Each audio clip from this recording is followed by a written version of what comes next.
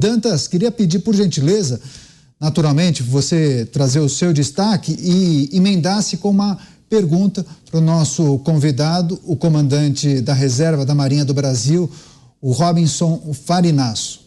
Por gentileza, a pergunta de Cláudio Dantas. Com você, Dantas.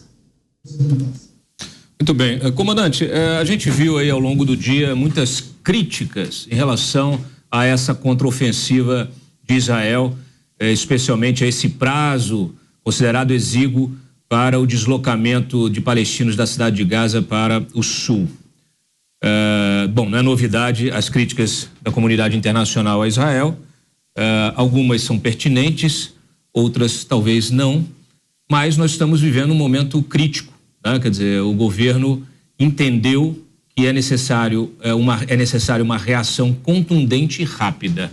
O senhor estava fazendo uma análise crítica sobre essa contraofensiva e os riscos que que dela advém aí em função justamente da densidade populacional da faixa de Gaza e os riscos aos civis. A gente sabe que conflitos normalmente deixam aí muitos civis ou feridos ou mortos, e isso é uma constante em guerras. Neste caso, as alternativas são poucas, né? Eu queria lhe perguntar o seguinte: se não fosse esta a alternativa, a condução do engajamento que está sendo feito pelas Forças Armadas israelenses na faixa de Gaza, o senhor enxerga um ou outro caminho possível para reagir a esse ataque bárbaro do Hamas? Cláudio, boa noite. Eu penso assim, né? Essa não vai ser a última. Por quê? Porque não há solução militar para esse conflito. Eu acredito que o exército de Israel talvez consiga tirar o Hamas da faixa de Gaza agora, né? O exército entrou no Líbano em 82, 40 anos atrás, tirou o LP de lá. O LP de Yasser Arafat foi para a Tunísia. Anos depois surgiram Hamas, Hezbollah, né? A Irmandade Palestina. Então, eu acho muito difícil, a Jihad Palestina, perdão, eu acho muito difícil uma solução militar. A gente entende o lado do governo de Israel, né? Eles tomaram cheque aí, foram colocados contra a parede, precisavam reagir militarmente. Mas eu acho que mesmo o militar mais cético de Israel não acredita que isso é o fim de tudo.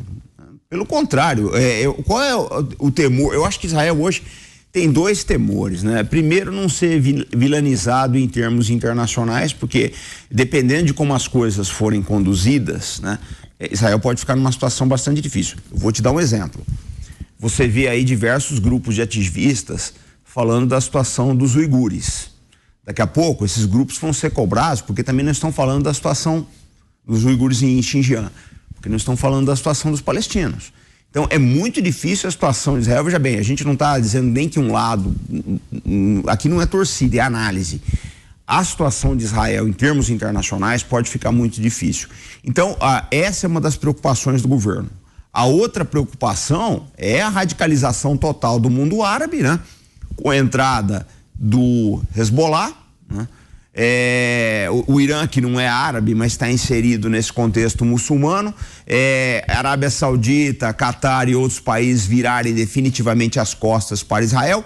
E nós temos que lembrar uma coisa: Arábia Saudita, Catar e Irã, eles têm como estrangular as economias do Ocidente, né? Com os seus fornecimentos de petróleo. Então, é uma questão bastante complexa essa daí. Eu sei que o governo de Israel talvez não tivesse, ele se sente acuado, mas eles vão ter que trabalhar muito aí toda essa questão.